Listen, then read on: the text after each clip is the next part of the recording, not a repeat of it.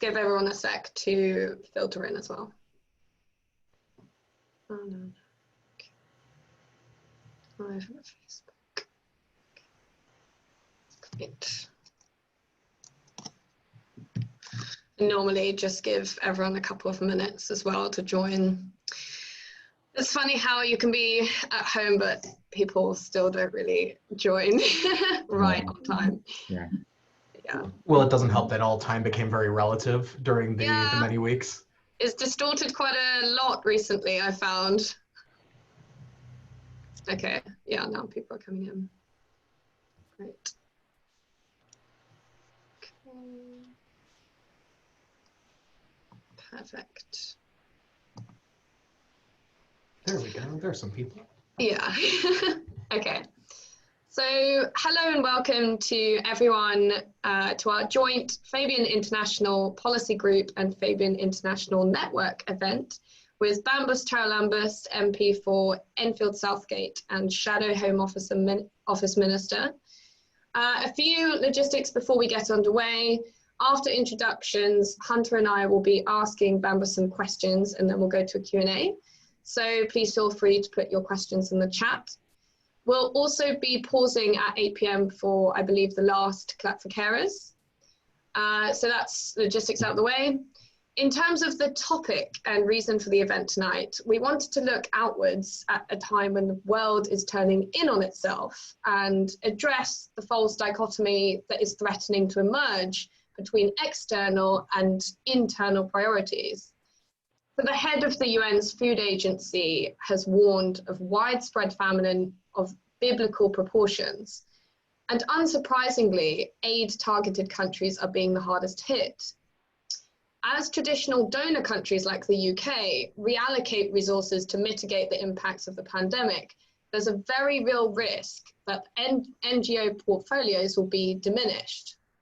We're already seeing serious regression with socio-political divides widening, corruption, extortion, and exploitation increasing.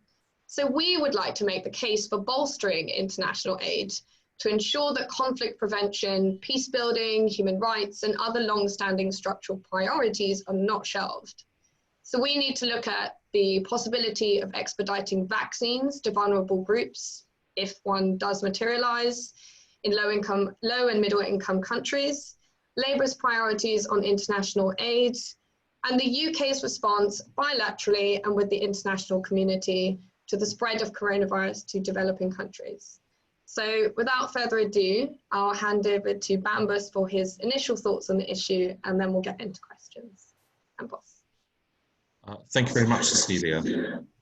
And it's a real privilege to be able to speak to the Young Fabians about this subject. I want to start by saying that even though this isn't within my brief as in the Shadow Home Office team, it's an area that I've had a keen interest in. I'm on the APPG for vaccinations.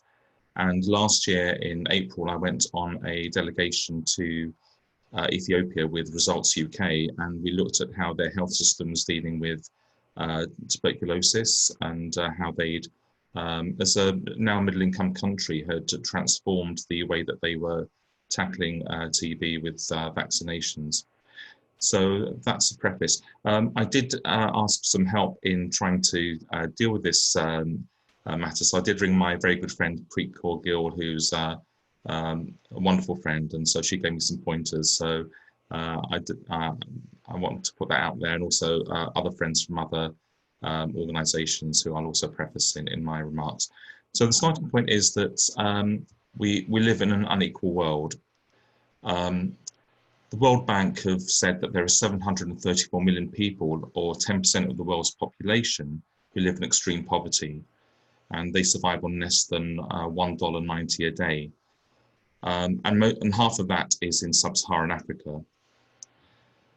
And also the World Bank estimates that up to 40 million to 60 million people will face extreme poverty in 2020. And there are 43 countries with the highest poverty rates that live in a fragile or conflict-affected situation that are also in sub-Saharan Africa. So this is the area that we're dealing with. And not only that, but also many of those countries, as well as having a fair bit of poverty, also suffer from poor nutrition. So today, 1 in 9 people in the world are hungry, whereas 1 in 3 are overweight or obese. So that gives an indication about how some countries have great wealth and others have great poverty. Also, a quarter of all the children under the age of 5 are stunted. So again, that gives you further indication about problems that are faced in the world. And being underweight persists in the poorest countries with rates of 10 times higher compared to the richest countries in the world. And the reason for this is partly the issue around food production. So Cecilia mentioned in her remarks about food being a huge issue. Well, the production of food isn't getting to those that most need it, because some of the most vulnerable people live in rural areas where it's hard to access the food that they need for nutrition, and many of them have to deal with processed food, which isn't best for their health. So that's the starting point for where we're coming from. And the other thing about being undernourished is it means that if you have a vaccine, it doesn't work as effectively as if you're well nourished, because vaccines are designed to deal with you if you're in a very nutritious and healthy state. So when I was in Ethiopia, we saw people that had resistant TB, and many of them were undernourished, and that was part of the problem that they faced in actually trying to fight off the tuberculosis with the vaccines. So more effort was needed to put into them to actually try and help them.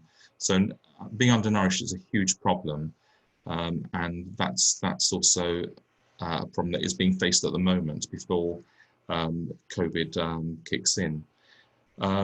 In addition to that, there's also other problems. So we've talked about food. There's the effects of climate change, which has caused shortages and driven governments to reduce the supplies of food to some areas. But also there are other issues around food security. Only, I think, about 6-7 weeks ago, there was a plague of locusts in East Africa that affected Somalia, Ethiopia, and Kenya, which it didn't last for a long time, but it did have a big effect on those countries. So there are things like that that are also problematic. But to put things in focus, there are 2 main areas that we need to break down what the problem with COVID-19 will be if it hits the developing countries. And those are primarily, and they're linked, healthcare and the economies of those countries. So I'm first going to look at effective healthcare services in those countries. So to start off with, just want to put some figures out there. So Sierra Leone has only 13 ventilators for the entire country, which is a population of 7 million. Somalia has just 5 intensive care beds for a population of 16 million. And Bangladesh has 1 doctor per 2,000 people, whereas someone like Greece has 6 per 1,000. So that gives you an idea about some of the global south countries, how the challenges that they face. And there's a real danger that with all the countries struggling to get hold of PPE and other needs in relation to the coronavirus pandemic, that it will leave these countries far further behind because they're not able to compete as the prices soar for those products that they need. But obviously things like prevention is better than cure, but there are also other problems there. So many of you remember that we've been told to wash our hands and be socially distant. Well, that's fine, but in some places there's a problem with having a clean water supply with sanitation and hygiene. 785 million people in the world live without clean water, which is 1 in 10 of the world's population. And in low-income countries, poor sanitation accounts for 5% of the deaths. So these are other factors that are also in play at the present time. But if you want to think about social distancing, think about it if you live in a refugee camp. So the refugee camps, as a result of war and conflict, many of the people there are forced very close together. So the idea of a pandemic spreading in refugee camps would also have huge consequences, and that is particularly important. And the other problem is also the public information. We've been bombarded with public information. It's hard to listen to commercial radio stations or watch TV without adverts about coronavirus being pumped out there. So again, these are things that are much harder to achieve in developing countries. So that's one problem that we face. But there's also another, which is about vaccines. So as I mentioned, I'm on the all-party group for vaccinations, but there's a fear that if there was a vaccine found, that it wouldn't be readily available to the developing countries. And this is because of fears about patents and licensing regulations. Now, you might think this is odd, but at present, there are 2,000 children who die every day in the global south due to pneumonia. Now, but there is a vaccine for pneumonia, and it's patented by Pfizer, but it's not provided freely. That vaccine is called PCV13, but because it's not readily available, you still have all these deaths happening as a result of that. There are organizations such as Gavi. Gavi is the Vaccine Alliance, who are an organization of a number of private and NGO groups. So it's like the World Health Organization, UNICEF, the World Bank, the Melinda and Bill Gates Foundation, and various other researchers and other organizations. And what they do is they try and target vaccines and in essence bulk buy it, so it actually gets to the areas where it's greatly needed. And they've done some amazing work, and so that's an area that we really need to push on. Some civil society groups and NGOs are pushing for conditions not to be attached, conditions to be attached to research and development, so that if a vaccine found, it is allowed to be openly licensed, so that anyone can access the intellectual property of the vaccines and develop it themselves at low cost. But there is resistance to that from the USA and China, and I think also the UK have been dragging their feet about this. So there could be an issue there if a vaccine is found. So these are the sort of things that are threats that are being faced. And we want to make sure that there is a global response to this, so that organizations like Gavi, who helped vaccinate more than 760 million children in the world's poorest countries, are able to deliver the vaccines where they're needed. So I think that's a very important lesson. I also talked about the economic response, and this is where things get quite frightening. The UK provides 0.7% of its gross national income in aid to developing countries, and it's one of relatively few countries that have actually hit that 0.7% mark. But the problem here is that it's 0.7% of what? Of your gross national income. If that gross national income goes down, as it's projected it will be, then there will be a huge black hole that will be faced by the global south countries in aid. And it's estimated that could be as much as 10 to 15 billion pounds without anything else changing. And this could be an aftershock for NGOs and recipients of that aid. So this is a big factor. So with nothing else changing, just with there being a recession, this could be quite a devastating blow. So that's the first thing I want to highlight. But the other thing I want to highlight is about debt. So a lot of the countries in the global south face a huge amount of debt. Now that debt is split into like three main areas. The first one is bilateral debt. So that's money given to developing countries by other countries. There has been some agreement to suspend payments, so this is like a mortgage holiday, but it's not been cancelled altogether, so it's just been deferred and pushed back by a year or so. The biggest loser of this will be China, which is one of the main donors for bilateral debts to other countries. But that only accounts for 24% of the total debt that's owed to countries. Now, the other area is multilateral debts. This accounts for 28% of debt that's owed to developing countries. And that's debt that's loaned to countries via the IMF and the World Bank and other such institutions.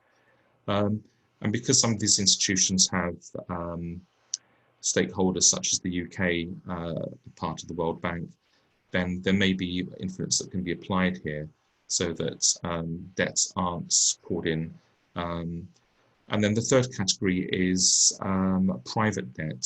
And this is a lot harder to regulate. This is debt that's been provided from private banks or from hedge funds or other organizations. These are private lenders who have helped loan money at whatever interest rates they've been able to find for countries to develop their health systems.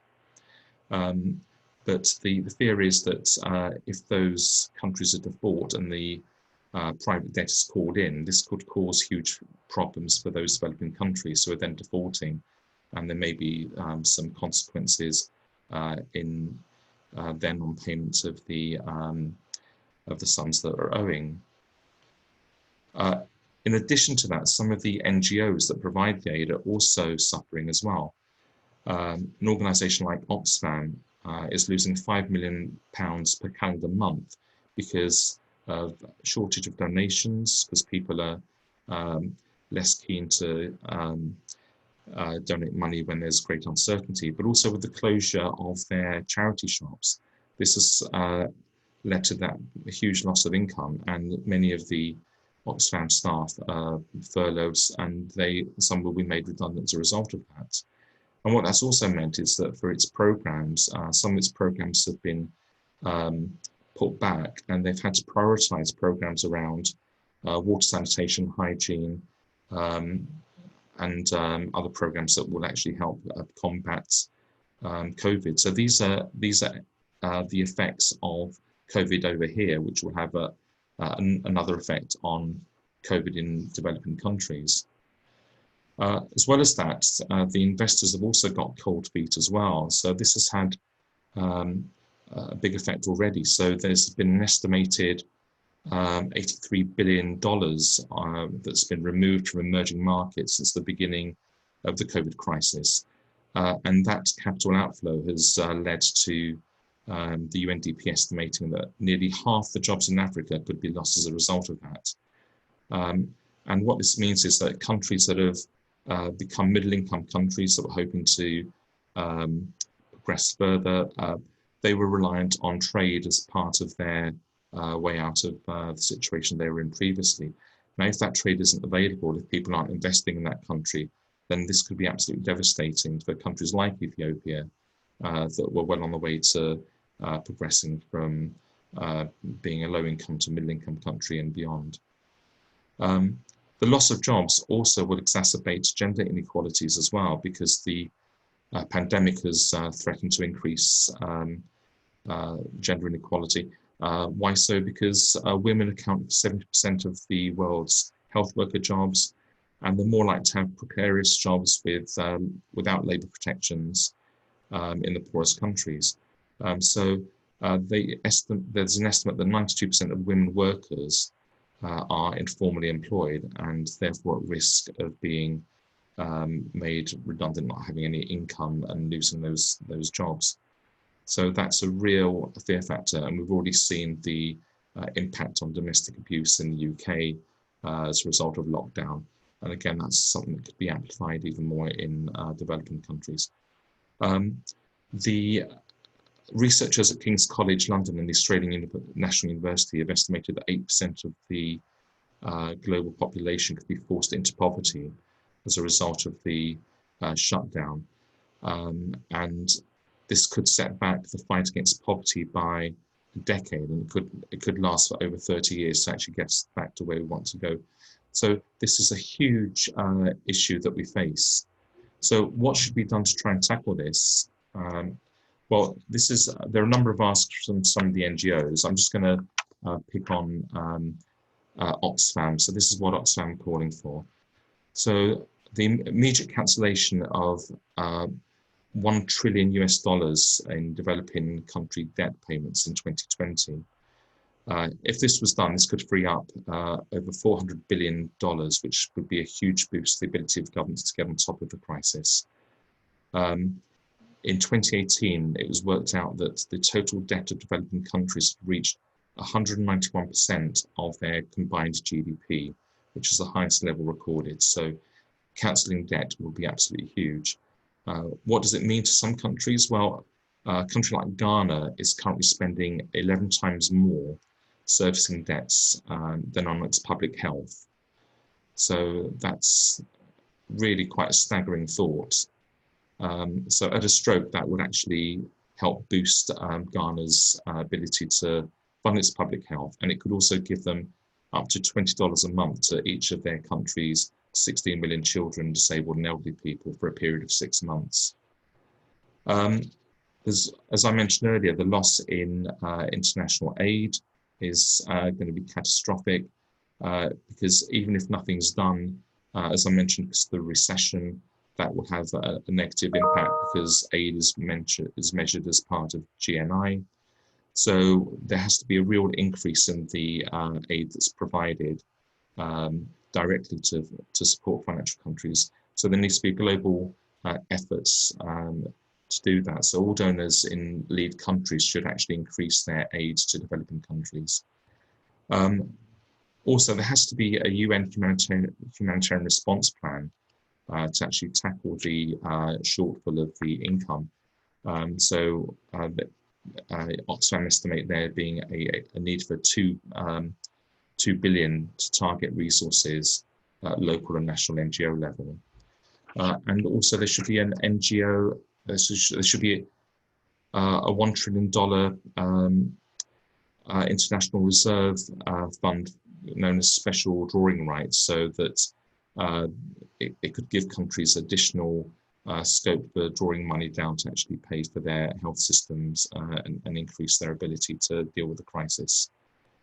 Finally, there's also a proposal for there to be an emergency solidarity tax, so that those that are best placed to pay can actually help fund those that are in greatest need. And finally, the last point I want to make is that the issue about conflict and war, there should be greater efforts applied to try and bring about ceasefires wherever possible, because if there is a conflict or a war zone going on, then this will exacerbate problems or manifest the problem 100 times over. We've seen in the past problems in Yemen and in Syria, and earlier this year in Afghanistan, where hospitals have been bombed. So destroying medical facilities and having a mass exodus of refugees where they're housed in refugee camps will be a huge problem if COVID breaks out there. And this is actually going to be a challenge of a generation, and how we deal with it must give us pause for thought, because it is about how we deal with the most vulnerable and poorest in the developing world, in the global south. So we need to face up to it and deal with it as best we can. I hope that's been helpful. That was certainly an amazing and very insightful overview. Thank you. You picked up on so many great points, and I think those statistics at the beginning actually are very harrowing, but really serve to quantify the kind of position so many people around the world are in. And also your point about the climate crisis, which is now, there's an argument for labeling and identifying deaths as climate crisis related and climate change related in order to be able to actually process that data. And also how you kind of showed how debt wiping, for example, in Ghana, as you said, can really translate to lives saved. And so picking up on your point about the International Development Secretary, as you saw, said, we have before us a health crisis, a humanitarian crisis, and she was worried that it's threatening to undo 30 years of international development work, especially with the secondary impacts, which will be felt for years to come. So to echo the International Development Committee, what do you think about the merging of the Department for International Development, DFID as we know it, with the Foreign Office? And do you think poverty reduction will remain a priority? Well, I've spoken out against the merger of the FCO and DFID. And the reason for that is that I think where they've done it in other countries, it's shown that the emphasis vanishes from DFID, so they're not as focused. And actually, DFID do very good work. They're very well regarded as partners internationally. And I think that to dilute it would actually risk losing all that specialism and the expertise by just lumping it into the Foreign Office. So I think it would be a big mistake.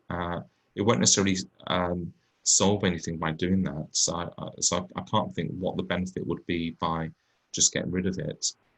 So I do hope it's something that they reconsider, because I think there could be drastic effects if they don't. Definitely agree with you there. Would like to pass over to Hunter to ask questions he might have for you as well. So my question, so something I think about is the difference between hard aid and soft aid. You know, historically, when we think about very big Western, reconstruction projects, everyone wants to point to the Marshall Plan and likes to point at the idea of like bridges and roads and hospitals.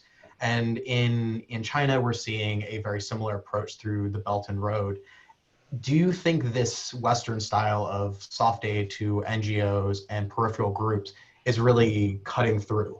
Or does the West really need to move into a more traditional way of looking at it, of development in much more tangible things? And also, there is an element in, does it just appear better because you can literally point at a bridge or a road or a port? And instead of, looking at statistical numbers, which might be objectively good, but you can't point at it. I think you need to do both, but you need to be strategic about doing them. When I was in Ethiopia, I spoke to some officials, and they were saying, yes, we've got investment from China, but it's not what we want them to be funding.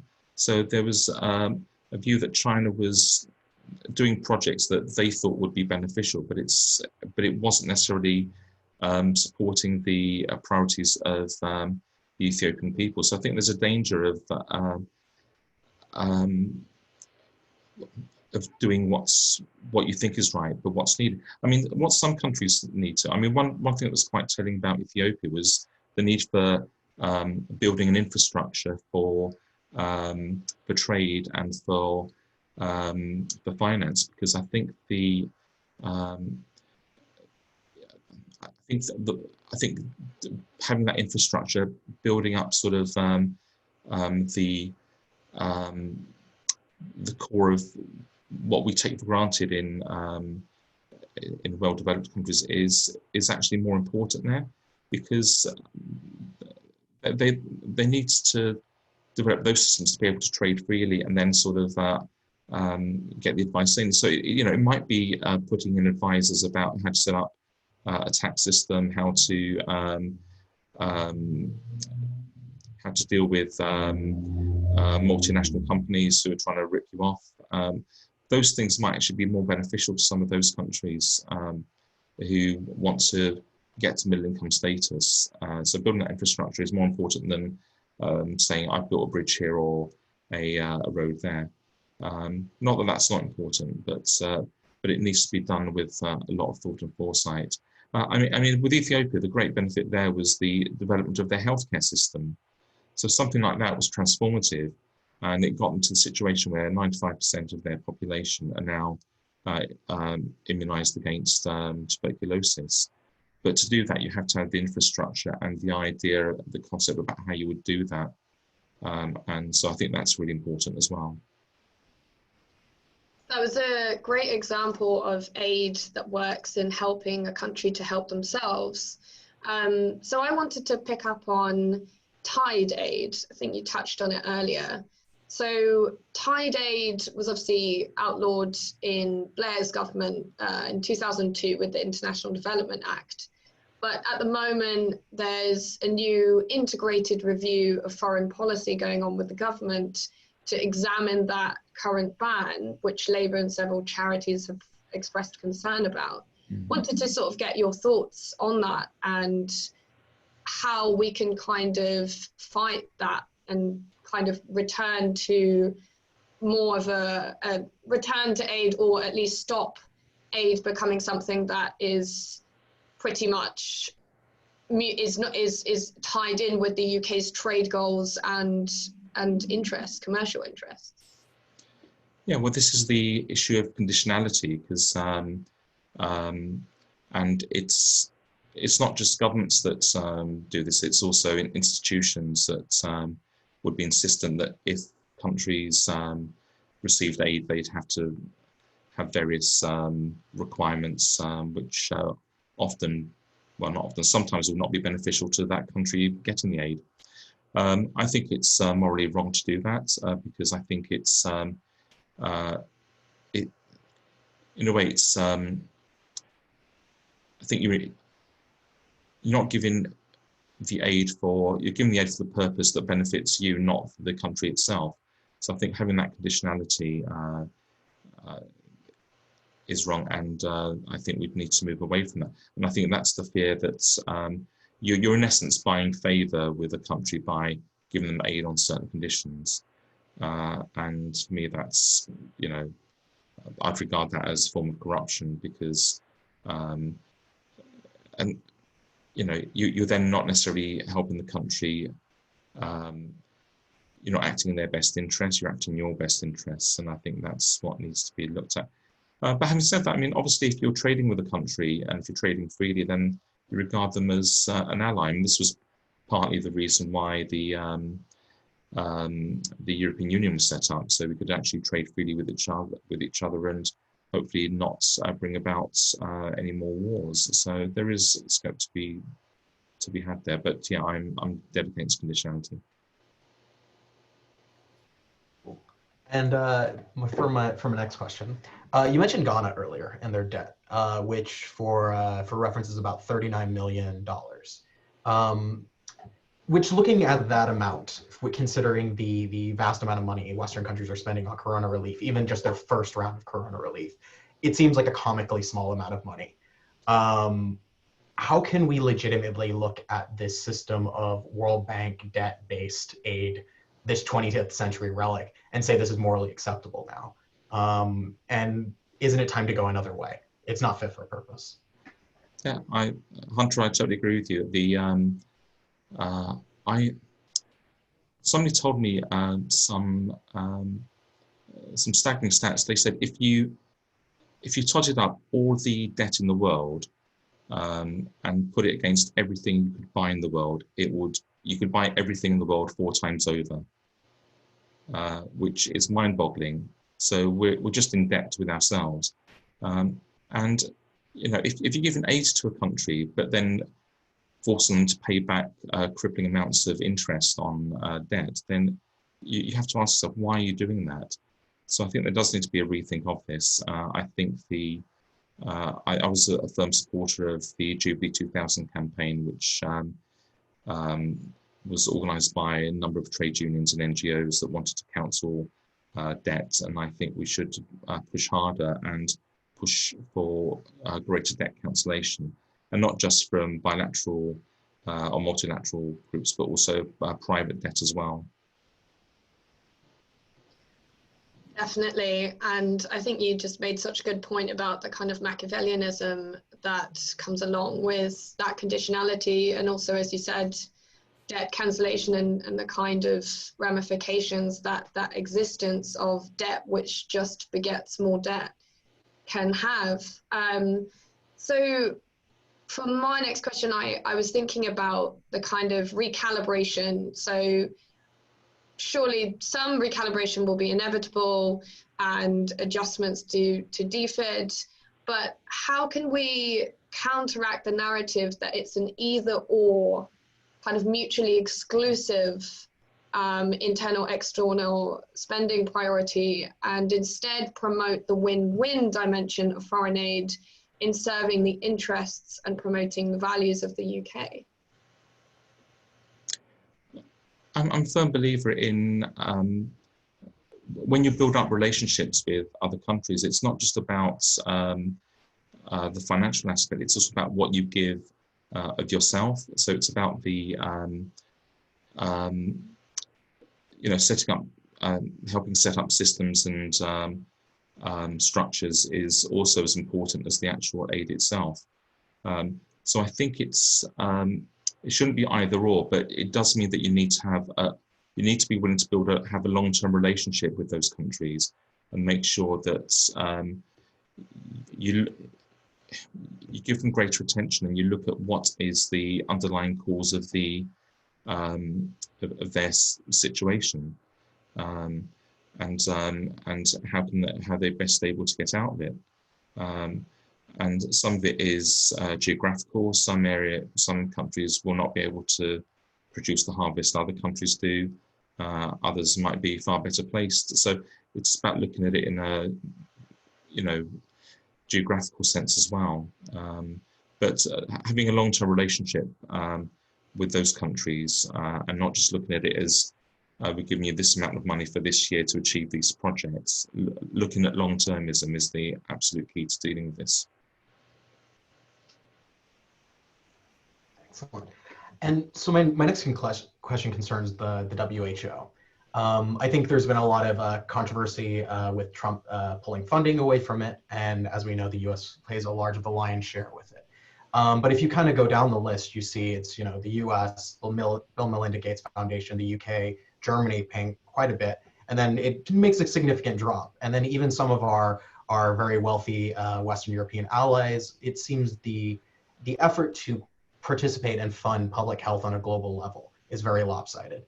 And in a world where especially the Western countries need to be pushing this forward, shouldn't this be one of the main tasks or something incredibly good that the UK could be doing, getting our Western partners to actually step up and make sure that this is a persistent thing? Absolutely, having that international influence is absolutely key. And I think that's a role that is underestimated that the UK has. I mean, the World Health Organization is fundamental in providing a global response to things, and also the research that they provide and the successes that they've had over the years in virtually eradicating polio. I mean, things like that, wouldn't have been achieved without a global outlook. So I think it's easy for President Trump to throw his toys out the pram because he doesn't like the way that they've dealt with the pandemic, or that he thinks that they've not been hard enough on China. But you have to look at things over the whole, and you need to have an international response, a global response to this. Otherwise, you would have countries that are scrambling around for the same supplies of PPE, the same vaccinations, the same drugs, and it will just be chaos. And that's why organizations like Gavi were set up, because they could see that long term, surely it's better to bulk buy vaccinations and distribute them through a globally strategic way than have everybody scrambling for vaccines.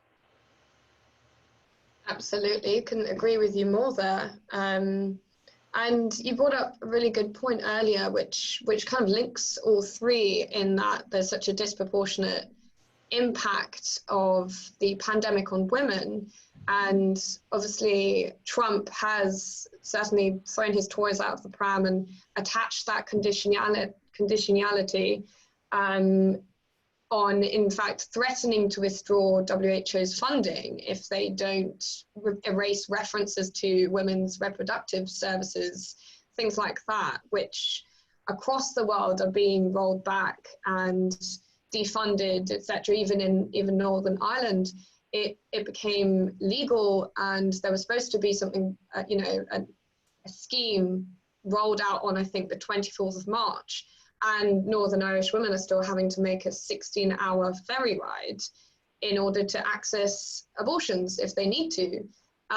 So it's, yeah, it's that kind of balance of power, and trying to kind of fight that manipulation of aid or funding. And kind of, yeah, looking from that global perspective. So at least 62 countries and territories have already postponed national elections, subnational elections and referendums. And so there's this shifting balance of power as militaries are brought into enforcing lockdowns.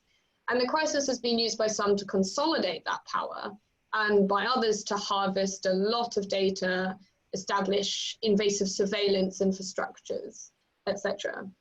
So how do you think the UK could lead in counteracting autocratic agendas which are sort of sliding into being accepted as the new normal? Well, that's not an easy question to answer. I mean, I think obviously the fundamental is you have to, the measures have to be time limited, but your priority has to be to keep the population safe. So you have to explain why you're introducing the measures in the first place. And then you have to explain why they're limited for this amount of time. You have to be, that has to be the top priority, and anyone that's abusing that should be held to account. So I think we should call out situations where people are using or abusing their role for dictatorial or to have a go at other people in their country. So I think that where that is happening, it should be called out, because it's an abuse of people's human rights. And, you know, we're still signatories to the European Convention on Human Rights, and we should be calling it out wherever we see that. And that has to be one of the responsibilities that we have as a country. And we should also ensure that we hold ourselves up as an example of moderation and being practical about what we're doing. Absolutely. Thank you for that. I think Hunter's going to read some of the attendee questions now. Cool. So we have some attendee questions. So first question is from Shane. What role does the private sector need to play in order to move the world towards greater parity between the global north and south? Well, I think obviously trying to reduce inequality has to be the fundamental for all of us. So you have to work out what the causes of that inequality are. And one of the areas of inequality is education. So making sure that education is fundamental. So making sure that girls all go to school. So one of the actually getting girls to attend school up to the age of 18 would help reduce the population in countries and help sort of reduce poverty. So I think that's one factor, education for all. I think also looking at trade, because the fact that people are paid such a small amount of money is shocking. Bear in mind that many of the people that benefit, many organisations that benefit, are multinationals that are turning over huge profits for shareholders. So I think that's to be another thing. But also it has to be linked to taxation. So many organisations don't pay tax. They exploit the resources in the global south countries, and yet they pay no tax at all because they're registered offshore. That has to be addressed. And I think countries like the UK have been very slow to tackle that. But that has to be one of the key things. What was one thing? That the British Virgin Islands has a population of 40,000 pounds. Sorry, 40,000. Has a population of 40,000 people. Sorry, I'm getting distracted there. But there are over 250,000 registered companies in the British Virgin Islands, which is a tax haven. So just think about that. 40,000 people will live there, and yet there are 250,000 companies who are registered in British Virgin Islands. Yeah, it's no coincidence. No. I think at least there's been some leadership from France, Denmark, and Poland who have completely halted bailing out those companies, which I think is absolutely fair enough. So for our next attendee question, Joanne Alston says thanks to us and to Bambos for being here, and asked, aid is one thing and should be maintained, of course, or increased, but it is small in regard to the total resources of a poor country. Aren't the key political issues for the Fabians the overall transfer of resources through SDRs, debt cancellation, etc.? Isn't that the kind of priority in doing everything we can to get a fair trade system? She also had a secondary part to that. Also, don't we need the OECD countries to listen hard to what poor country governments, businesses and civic society leaders are wanting and saying? Absolutely. I mean, so breaking that down into its parts, I mean, the first one is, we need to make sure that that fair trade is fundamental, that you're not sort of ripping off developing countries. You need to make sure that you are providing them with a fair opportunity and you're paying the going rate and that people aren't being exploited. So I think certainly expanding fair trade has to underpin what we do. And also yes, the OECD countries do need to listen to what developing countries are doing, but it's a question about they'll tend to only listen if it's in their interest to. So if they see you as an irritant, then you won't get the hearing that you deserve. So I think there is somehow we need to make sure that the voices are heard there. I think this is where civil society and NGOs have real power there. So I think making sure that there's a global effort, there's a global outcry to actually make sure countries do the right thing, that things aren't hidden. So greater transparency would be one of those things. I think that would help sort of make sure countries listen, because as an MP, what do I listen to? I listen to what my constituents ask me to. The moment my inbox is full of emails about Dominic Cummings, but if people contacted their MPs and they said, what are you doing about this, and did that on an international level, then again, that would put pressure and hopefully you get more OECD countries listening to what was being said. Yeah, absolutely. I think you kind of raised that point of what happens with, unfortunately, some organizations who just promote voluntourism, where you have a lot of people going to another country and they're actually building structures and buildings that that particular society has not asked for and has no use for. So then that, you have that tangible, oh look, I built this school in the middle of nowhere, which is inaccessible, which is absolutely useless. So yeah, really, really great point. I wanted to read this next question as it's from a colleague of mine. So Barrett asked, what is the point of aid to countries in the developing world for the UK if the UK doesn't have the stature it commanded on the global stage previously? In other words, many of these countries probably spend a lot more money servicing debt, as you touched on earlier, as a result of aid. Are we to assume that these programs are completely benign in their intent, structure, and implementation? Well, the aid is usually linked to programs, so it's not given as a big lump sum. Here's 500 million, go and spend it as you want. So it's linked to various programs, and a lot of the debt is historic as well. But it does need to be unpicked, because the point is well made.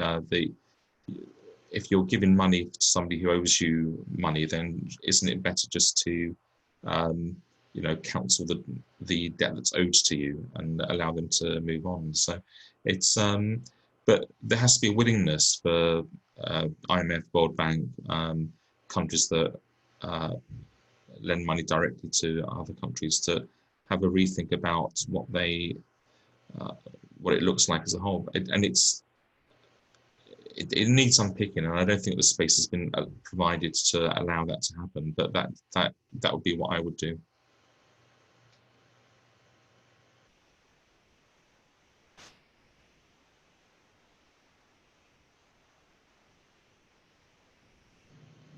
Hunter, you're muted again if you wanted to read the next one. Yeah, sorry about that, guys. I had to reconnect. Classic. Excellent. So Joanne has one more question on COVID-19 vaccines. Oxford and AstraZeneca, actually, I know how to say that, have agreed that AstraZeneca's reach is in production of any vaccine will reach to poorer countries. Can we, Fabians or Labour, do more to press on this issue so that urgent priority is given to this commitment? Well, I think that's one for the Fabians, but I think there are lots of vaccines that are being trialed all around the world. So there's a big race to actually develop the right one and have one that works. But the key thing is for it for the intellectual property of the vaccine to be made freely available to developing countries, so you can actually copy it and produce it at a minimal cost. And if that's able to be done, I think there should be a push to make it a condition of any research and development that any intellectual property, any patenting is removed to allow it to allow the drugs, to allow the vaccine to be available free of charge to the countries that need it most. I think that would be worth more than some of the aid that's provided. Absolutely. So Adam had a question as well. So he asked, thanks for doing this, Young Fabians and Bambos. With Brexit and the UK out of the EU, a Labour government would face a more aggressive China, with its development projects being criticised as debt traps for developing economies. In uncertain times and with an unpredictable American leadership, how would a Labour government be able to effectively address this in the international system? Very good question. You have to build alliances. So even if the USA aren't playing ball, and we do have that, there will be an election in November. I think President Trump's trying to insist on having a Republican convention in North Carolina. He's insisting on getting everyone close together for that one. So there may be a change in president in the future, but you have to work with your global partners. You have to, it's not just about the EU, it's also about partners in NATO, it's partners in other bodies, it's partners in the United Nations, on the Security Council. So it's working with those partners as well. You always have an international relationship, even though you're not part of the European Union. So you need to work on that. And you need to have, you've got the Commonwealth as well. So you need to use that influence that you have to actually help make a difference. So even though I'm incredibly sad that we have left the European Union, I think building those alliances and keeping those friendships going will be actually fundamental in actually challenging anything that's untoward from other countries. Excellent. And we also have a question from Pranav. Is a global jobs guarantee a possible solution to joblessness and poverty brought about by the pandemic? A global jobs guarantee. Well, I mean, I think that's.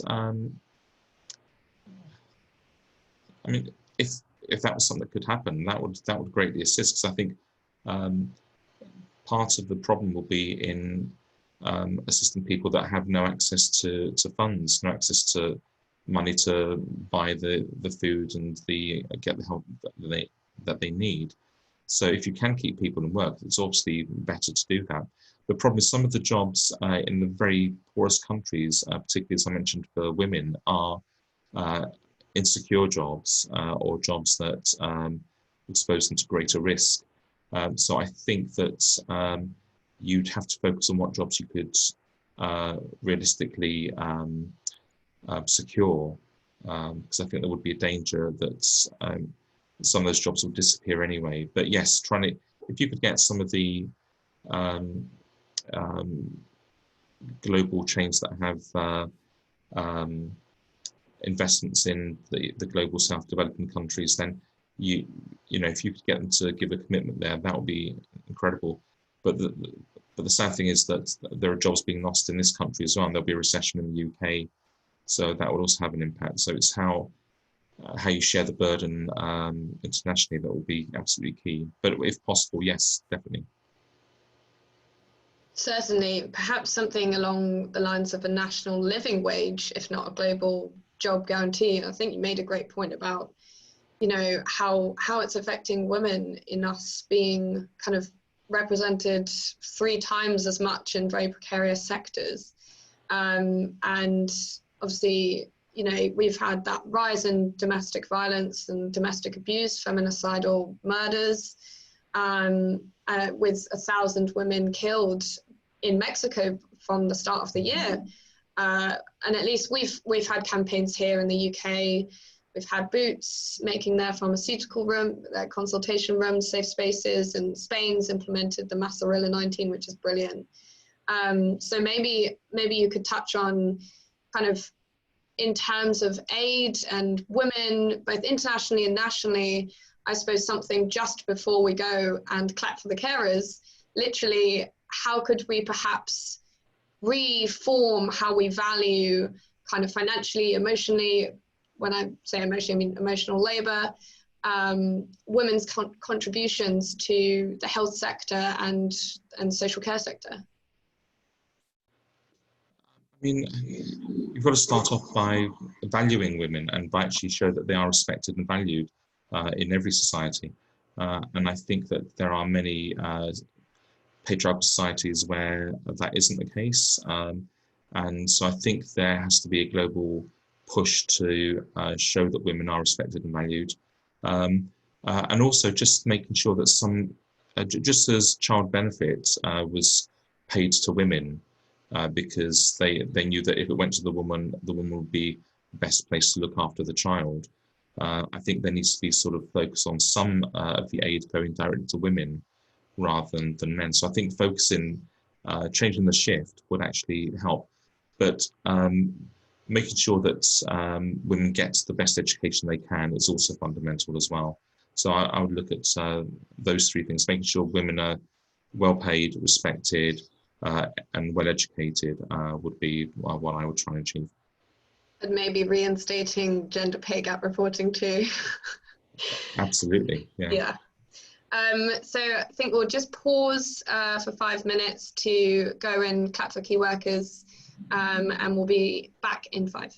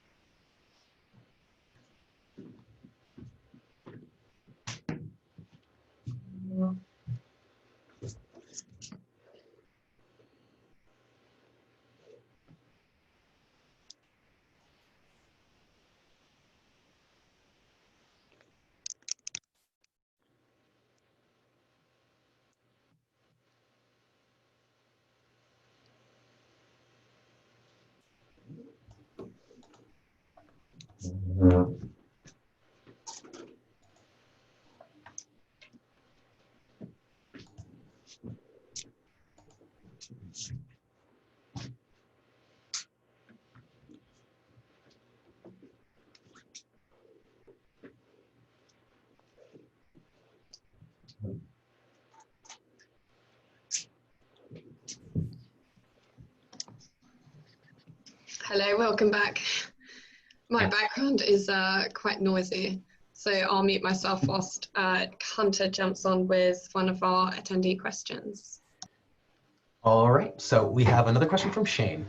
Part of the bigger issue seems to be a focus on profit and gain, particularly in the UK and the US.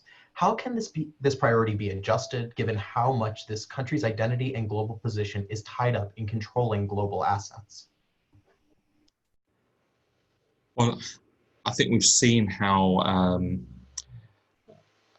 we've seen the value of things. So we've seen how things are really valuable in a time of crisis like the pandemic. So I think there does need to be a readjustment of things. I think people need to reevaluate whether profit and gain for the sake of just being wealthy is actually the way forward. So I think economically we need to look at we need to unpick things. We need to sort of look at what is the purpose of just making more money and just having all the riches if you're not sharing it with the people that are poorer than you. So I think there needs to be a rethink about the way the capitalist system is structured and about the redistribution of wealth. I think that has to be fundamental, and not just in the UK but internationally. I think there needs to be a rethink about that. Definitely.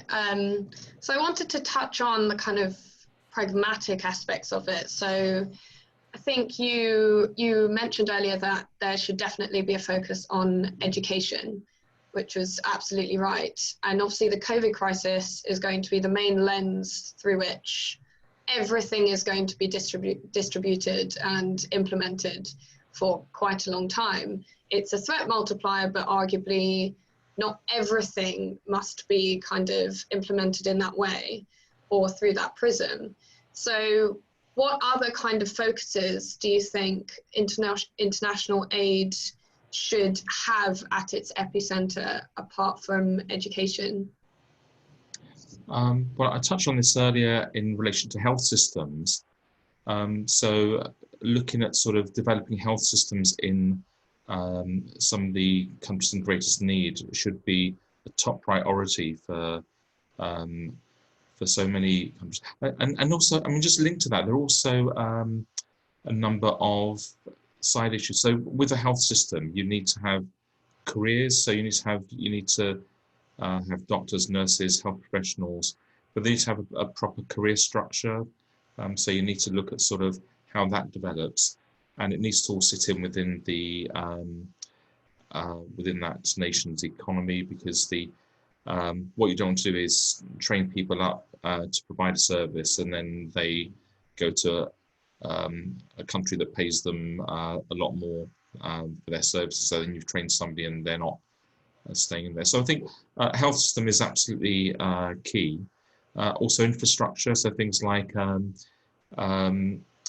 logistics, having roads, having sort of good transport links.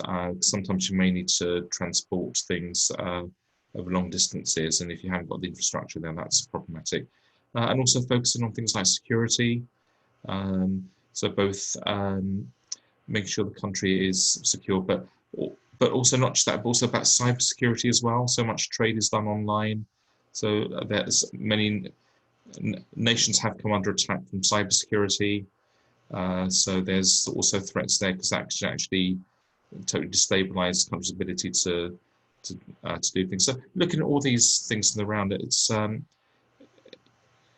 getting the infrastructure right and getting the institutions set up so the country can actually move on to the next stage. Because without those foundations, it'll be very hard to progress. Definitely, and kind of going on that point of aid being so politicized, which makes it so much less efficacious in reducing global poverty and inequality.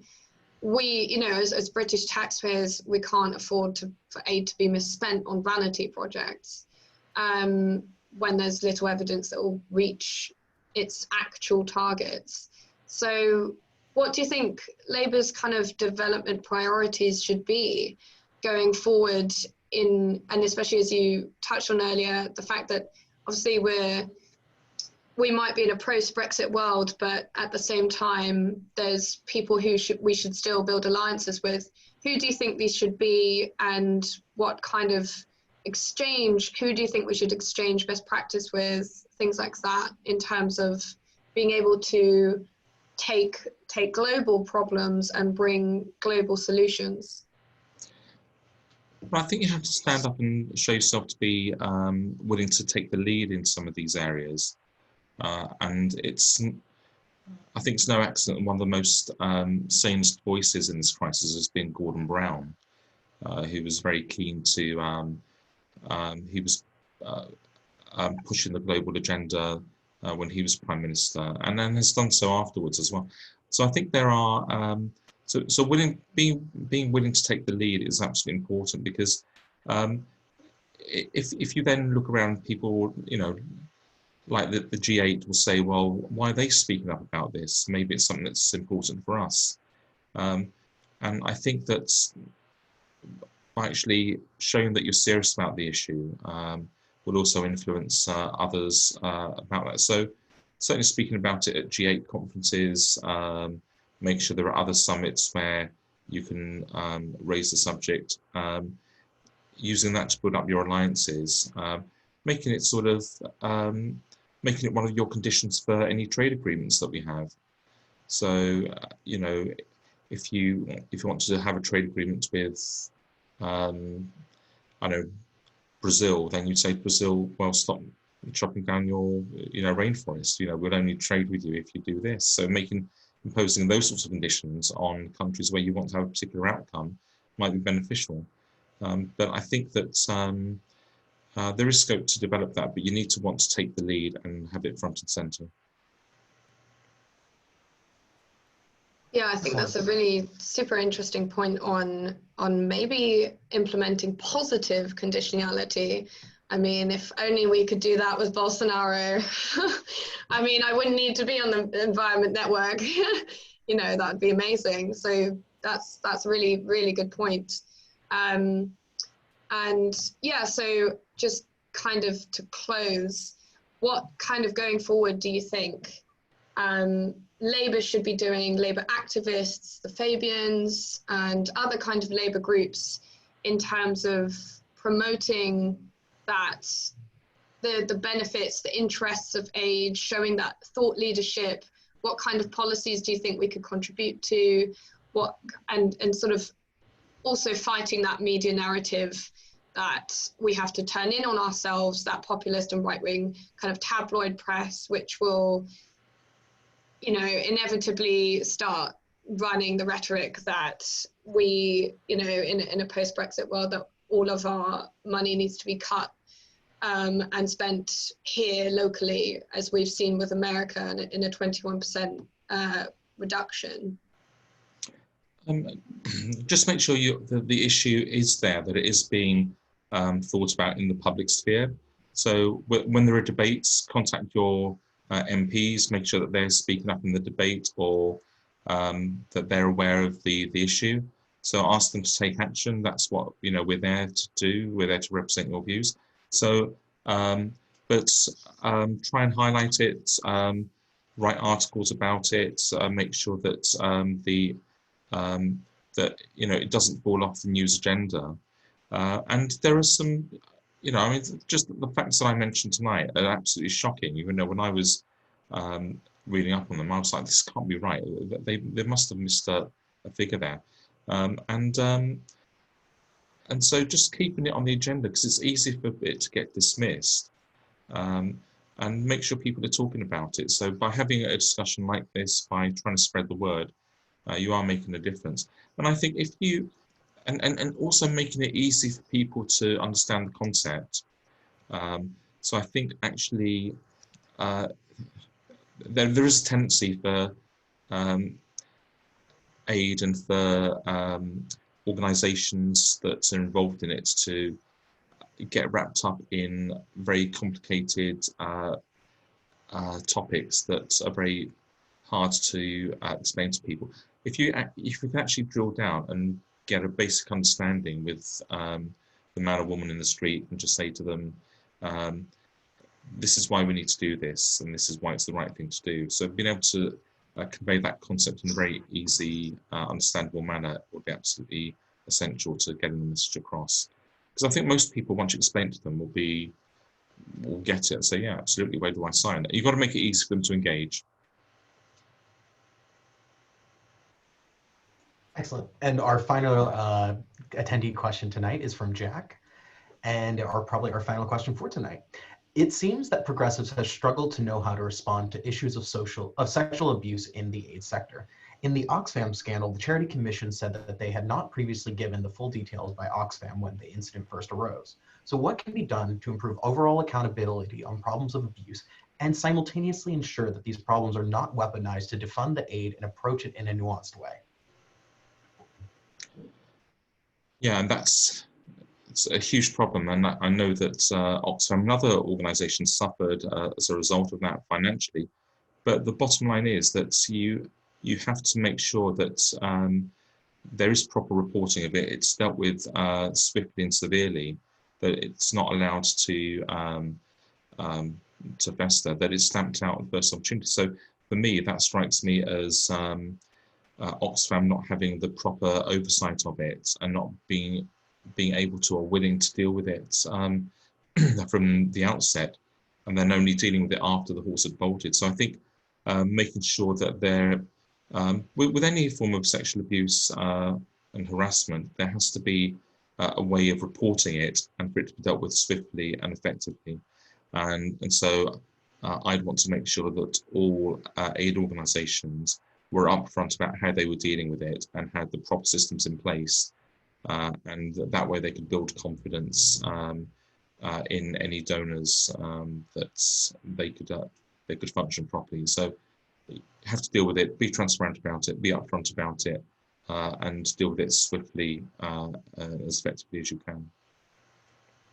Definitely. And so I think that's all we'll have time for tonight. Bambos, thank you so much for attending, and to everyone else who's also come, thank you so much for your questions and contributions. Just to plug a few International Policy Group events. We've got Wes Streeting, and also the Young Fabians. We've got Wes Streeting on the 4th of June on Labour becoming synonymous with a green recovery. And we've also got Bill Esterson on the future of international trade on the 11th, so we're trying to keep it to Thursdays. But yeah, thank you so much, Bambos, and to everyone. We've covered a very vast spectrum tonight, and please, everyone listening, and that kind of win-win dimension in your minds, keep shouting about it, keep writing policy on it, and keep talking about it, and keep that positive internationalist rhetoric going. Thank you very much. Thank you. Thanks. Going to sign off now.